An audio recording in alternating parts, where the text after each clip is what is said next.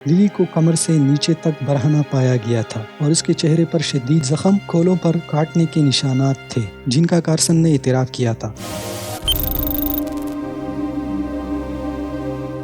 अस्सलामुअलैकुम दोस्तों, जराइम की दास्तान यूट्यूब सीरीज़ में खुश आमदीद। इस सीरीज़ का आज हमारा 16वां एपिसोड है। एक दोपहर 1 से 3 बजे के दरमियान लिली पीटर्स को चिपोवा फॉल्स विस्कॉन्सिन में अपने मकामी इलाके के इर्द गिर्द रोलर ब्लेडिंग करते हुए, हंसते और अपने बचपन से लुत्फ़ अंदोज़ होते हुए देखा गया था। 6 घंटे बाद वो गायब हो गई थी और किसी के पास कोई जवाब नहीं था कि वो कहाँ गई। ये एक खौफनाक मामला था जो उस वक्त हो रहा था, जिसमें एक बच्चा शामिल था और तफसीलात हर जगह से आ रही थी। 10 साला एलियाना लिली पीटर्स की रात 9 बजे लापता होने की इत्तला हुई। 24 अप्रैल 2022 इतवार को इसे आखिरी बार नॉर्थ ग्रोव स्ट्रीट के 400वें ब्लॉक पर अपनी खाला के घर से निकलते हुए देखा गया था। वो घर की तरफ जा रही थी। वो ईस्ट बर्च स्ट्रीट के 50वें ब्लॉक पर करीब ही रहती थी। आने और जाने के लिए इसके पास एक साइकिल थी। लिली उस वक्त अपने वालिद एलेक्स के साथ रहती थी और उसकी माँ जेनिफर तकरीबन 60 मील दूर रहती थी। एलेक्स को मालूम था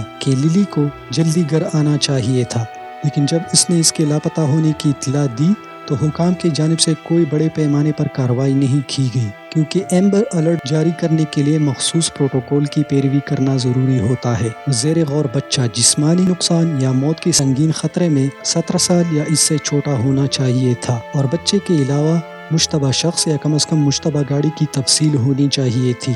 इसके बावजूद लापता 10 साला लिली पीटर्स ने एम्बर अलर्ट के लिए अहलियत को पूरा नहीं किया, लेकिन बहरहाल कम्युनिटी में तलाश जारी रही और रातों रात लिली की साइकिल इसके वालिद को मिल गई। अगले दिन पुलिस जंगल वाले इलाके की तलाश और करीबी पैदल सफर के रास्ते की छानबीन के लिए कुत्ते और ड्रोन लेकर आई। फिर 25 अप्रैल को सुबह 9 बजे के बाद लिली की लाश एवक्लेयर के शुमाल मशरक में चिपोवा फॉल्स में चलने वाली पगडंडी के करीब जंगल में वहां से ज्यादा दूर नहीं मिली। जेनिफर को बज़ाहिर अभी अपनी बेटी मिल गई थी। कोई नहीं जान सकता था कि पुलिस वाले लिली की खाला के घर क्यों थे, लेकिन पुलिस घंटों वहां तैनात रही, जिससे पूरा कस्बा हैरान रह गया कि ये क्या हो रहा है। हुकाम पहले ही इसे एक कत्ल करार दे रहे थे, लेकिन जैसा कि तफसीलात सामने आई, ये इससे कहीं ज्यादा खराब था। लिली पीटर्स को मारा पीटा गया और गला दबाकर कत्ल कर दिया गया। फिर इसके बाद हैरानकुन तौर पर जालिम अफरियत ने उसके बेजान जिस्म के साथ बदफेली की। लिली घर से आधे मील से भी कम फासले पर थी और एक ऐसी जगह जहां गवाहों ने अक्सर इसे अपनी साइकिल पर सवार होते देखा था। इसे स्टार झील के किनारे से दरियाफ्त किया गया था। चिपोवा फॉल्स विस्कॉन्सिन के छोटे से शहर में एक बच्ची का कातिल आजाद घूम रहा था और एक ऐसी जगह जहां सिर्फ 14,000 से कुछ ज्यादा लोग अपने दरियाओं, झीलों, रियासतों, पार्कों और हेरिटेज के लिए मशहूर थे।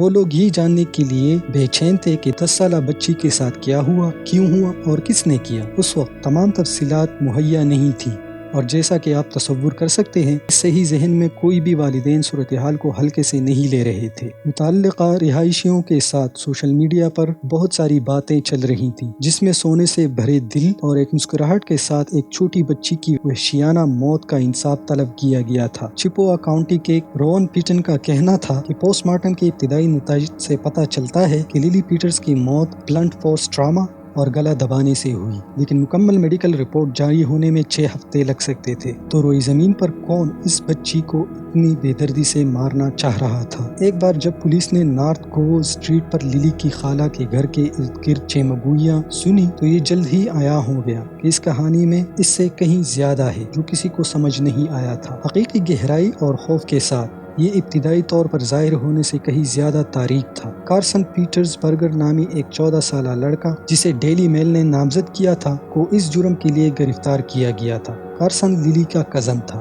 इस पर लिली पीटर्स की मौत से मुताल्लिक 3 गिनती का इल्जाम लगाया गया था। वो मंदरजा झेल जराइम थे, पहली डिग्री जानबूझकर कत्ल और एक बच्ची पर पहली डिग्री जिनसी हमला। कार्सन केस को बालिग अदालत में ले जाया गया, क्योंकि विस्कॉन्सिन में खुशकिस्मती से वही वो फर्स्ट डिग्री जानबूझकर कत्ल का मामला करते हैं। ये बहुत उम्मीद थी कि इसके वकील ने केस को नाबालिग अदालत में ले जाने की दरख्वास्त नहीं की, क्योंकि जैसा कि चिपोवा काउंटी डिस्ट्रिक्ट अटॉर्नी वेटनेवल ने कहा, नवंबर अदालत में कोई सजाएं नहीं होती। मेरे इल्म के मुताबिक कार्सन अपने वकला के साथ वेबकैम के जरिए अदालत में पेश हुआ, जहां इसने इतराफ़ किया कि न सिर्फ उसने ये जुर्म का इर्तिकाब किया, बल्कि वो कुछ अरसे से अपने आमाल की मनसूबाबंदी कर रहा था। अदालत ने सुना कि किस तरह कार्सन लिली पीटर्स को शुरू से ही तोड़ना اور مارنا چاہتا تھا۔ جب وہ گھر سے نکلی اور اس کے ساتھ سڑک پر چلی گئی، وہ اپنے ہوور بورڈ پر تھا اور وہ اپنی بائک پر تھی۔ وہ قریبی ہائیکنگ ٹریل پر تھے جب کارسن نے اس سے کہا کہ انہیں راستے سے ہٹ جانا چاہیے اور جنگل کو مزید تلاش کرنا چاہیے۔ بدقسمتی سے لیلی نے یہ بات مان لی۔ ایک بار جب وہ پگڈنڈی سے اترے، کارسن نے اس کے پیٹھ میں گھونسا مارا، اسے زمین پر گرا دیا، ایک بڑی چھری سے تقریباً 3 بار مارا اور اس کے جسم پر زبردستی کرنے سے پہلے اسے گلا دبا کر قتل کر دیا۔ وہ بظاہر ایکٹ کے بیچ میں خوفزدہ ہو گیا اور گھر چلا گیا، اپنے کپڑے لانڈری میں چھوڑ کر، اور ایسا دکھاوا کرنے کی کوشش کرنے لگا جیسے کبھی کچھ ہوا ہی نہیں ہے۔ لیکن جب لوگ اپنے 10 سالہ کزن کے لاپتہ ہونے کے بارے میں فکر کرنے لگے تو وہ گھبرا کر جنگل میں واپس چلا گیا، اس کے جسم کو کہیں اور منتقل کر دیا اور پتوں سے ڈھانپ لیا۔ لیلی کو کمر سے نیچے تک برہنہ پایا گیا تھا اور اس کے چہرے پر شدید زخم، کھولوں پر کاٹنے کے نشانات تھے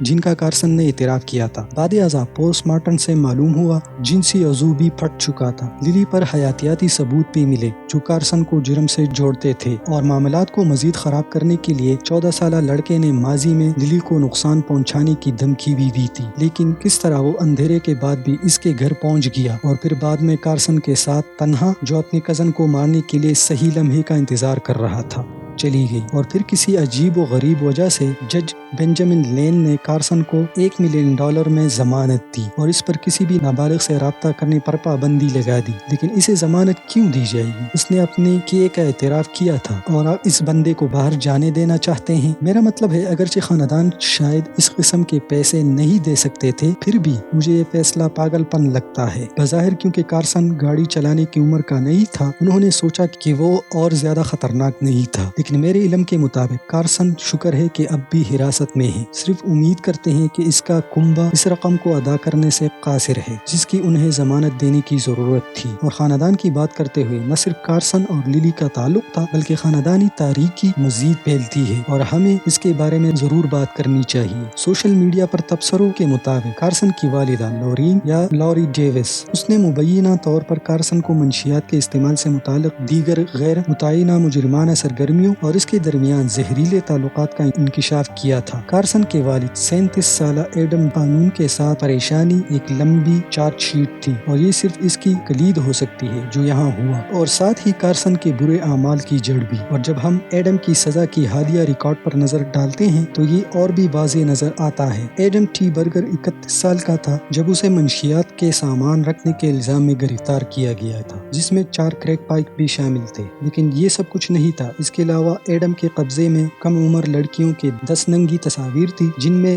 ان بچیوں کی ٹانگیں پھیلی ہوئی تھی۔ کارسن نے ان آن لائن تصاویر میں کم از کم ایک پر اپنا نازیبا تبصرہ دیا تھا جو کہ یہاں بیان کرنے کے لائق نہیں ہے۔ عدالتی دستاویزات سے پتہ چلتا ہے کہ پولیس نے ایڈم سے جو بھی غیر قانونی تصاویر برآمد کی وہ بنیادی طور پر بچوں کے جنسی اعضاء پر مرکوز تھی۔ لیڈی ٹیلی گرام کے ایک مضمون میں کہا گیا ہے کہ ایڈم کو اس وقت پکڑا گیا جب محکمہ انصاف کے کرمنل انویسٹیگیشن نے ایسے لوگوں ایک بڑے آپریشن کا آغاز کیا جو بچوں کے بیہودہ تصاویر آن لائن شیئر کر رہے تھے۔ اسے 10 مقدمات میں سزا سنائی گئی اور 2018 میں اسے جیل بھیج دیا گیا۔ اسے تقریباً 100 سال سے زیادہ عرصہ جیل کی سزا سنائی گئی، لیکن کسی نہ کسی طرح اس نے اندر سے صرف 3 سال کی سزا گزاری۔ اپریل 2021 میں ایڈم کو اوشکوش اصلاحی ادارے سے رہا کیا گیا جہاں سے وہ ایو کلیئر کے ایک آدھے رستے والے گھر میں رہ رہا تھا۔ برگر 14 سالہ قاتل کا والد زیر نگرانی پروبیشن پر تھا اور جنسی مجرموں کا اندراج تھا۔ وہ اور اس کے وکلاء ایڈم اور کارسن کے درمیان غیر نگرانی کے دوروں کے لیے لڑے۔ ایڈم نے کہا کہ اس کا بیٹا میری ہی طرح ہے۔ اس نے عدالتی دستاویزات کے ذریعے مزید تبصرہ کیا کہ کارسن اپنی ماں 45 سالہ لورین ڈیوس کے صحبت میں ناخوش تھا، کبھی مسکرایا اور خوش نظر نہیں آیا۔ لورین یا لوری ڈیوس بھی والدین کے لیے بہت زیادہ شہرت نہیں رکھتے تھے۔ حقیقت کے طور پر کارسن کی دادی کے بارے میں خیال کیا جاتا ہے کہ لوری ڈیوس ایک خوفناک ماں تھی۔ یہ کہتے ہوئے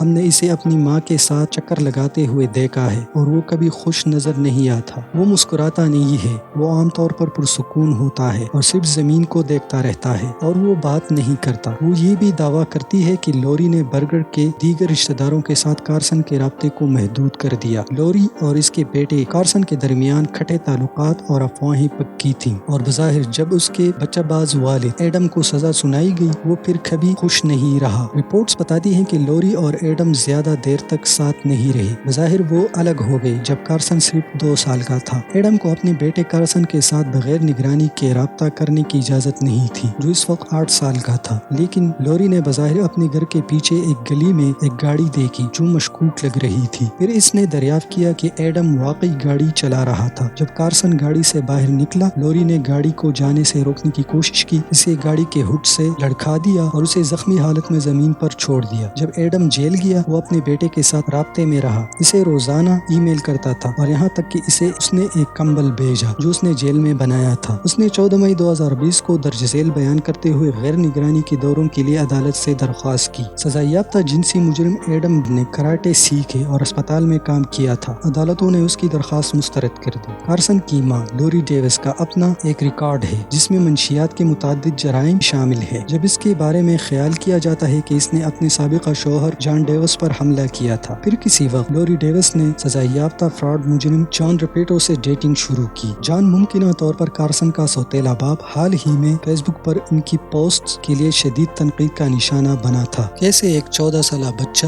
اپنی 10 سالہ کزن کو قتل کر سکتا ہے اور پھر اس کے بے جان جسم کے ساتھ زنا کر سکتا ہے۔ اس کی پرورش صحیح نہیں ہوئی تھی، یہاں تک کہ ان کے والدین کی پرورش بھی صحیح نہیں ہوئی تھی۔ ان کے والدین بھی ان پیارے رشتوں کے قدر سے محروم تھے، لہٰذا یہ بھی محروم رہا۔ کم از کم ہمیں اس بارے میں فخر کرنا چاہیے کہ اسلام نے ہماری تربیت کتنی اچھی کی ہے۔ یہ لوگ عیسائی بھی نہیں ہوتے، ان کا کسی بھی دین سے تعلق نہیں ہوتا، لیکن ان مغربی ممالک میں لوگ دین سے بہت زیادہ دور ہیں اور تب ہی ایسے معاملات ان میں پائے جاتے ہیں۔